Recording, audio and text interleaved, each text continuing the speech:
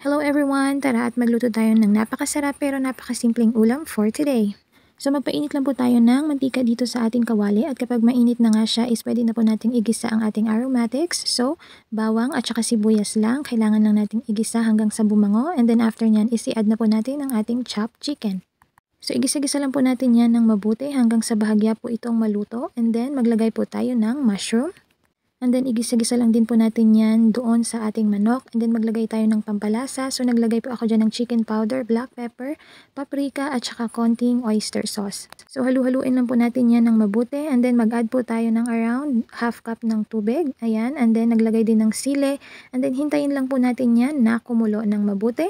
And then, pag kumukulo na po siya is, syempre, kailangan po nating tikman just to make sure na tama yung lasa ng ating recipe na ito. And then, pwede na po tayong mag-add ng ating chopped cabbage.